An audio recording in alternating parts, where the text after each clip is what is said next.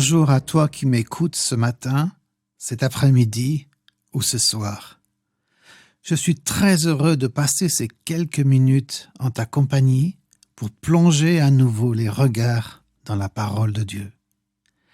Elle nous dit ceci aujourd'hui dans l'Épître aux Romains au chapitre 5 et le verset 5. Celui qui est fidèle, et là il s'agit de chacun d'entre nous, garde l'espérance. Et cette espérance ne trompe pas. En effet, Dieu a répandu son amour dans nos cœurs par l'Esprit Saint qu'il nous a donné. Le point central du verset est le mot espérance, celui qui garde l'espérance. L'espérance qui ne trompe pas, car elle vient de l'Esprit Saint. Mais qu'est-ce que vraiment l'espérance? N'est-ce pas une notion vague? Pour mieux comprendre ce qu'est l'espérance, remettons-la dans son vrai contexte que l'on trouve très clairement souligné dans l'Épître aux Hébreux au chapitre 11. Or, la foi est une ferme assurance des choses qu'on espère, une démonstration de celles qu'on ne voit pas. La foi et l'espérance fonctionnent en tandem. L'espérance est un peu le gymnase dans lequel je muscle ma foi. L'espérance est l'objet de ma foi. L'espérance parle de ma foi et elle en fait une description. J'espère une chose et je l'espère avec foi, avec conviction. D'ailleurs, une foi sans espérance est une foi désespérée. Dieu ne veut pas que ta foi soit désespérée, mais il veut faire grandir ton espérance. Il veut que tu espères en ce qui est juste, en t'appuyant sur le témoignage intérieur que te donne le Saint-Esprit. Un peu comme un buisson ardent, une espérance qui brûle constamment en toi sans jamais se consumer.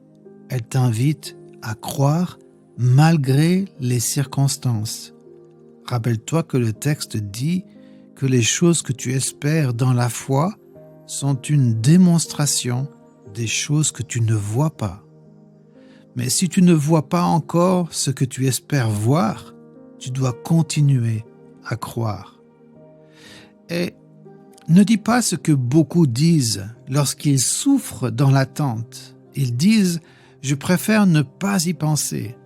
Si Dieu répond à mes attentes, il répondra, mais en attendant, je vais arrêter d'y penser. Je préfère ne pas souffrir d'incertitude. » Voilà l'exemple d'une foi sans espérance, désespérée. Bien entendu, certaines choses ne sont pas les désirs de Dieu pour nous, et il faut savoir en faire le deuil. Mais là, la Bible t'invite à croire malgré l'évidence, à espérer, à avoir une foi pleine d'espérance, parce que tu as en toi le témoignage du Saint-Esprit. Tu sais au fond de ton cœur que l'Éternel a allumé un feu qui brûle sans s'arrêter. Tu espères malgré tout et contre tout. Alors j'aimerais te demander aujourd'hui, qu'espères-tu? Qu'as-tu arrêté de croire parce que tu ne vois pas aujourd'hui l'évidence de ce que tu attends? As-tu cessé d'espérer? Souviens-toi d'Abraham. Malgré son âge avancé et celui de Sarah, il a gardé l'espérance parce que Dieu avait promis.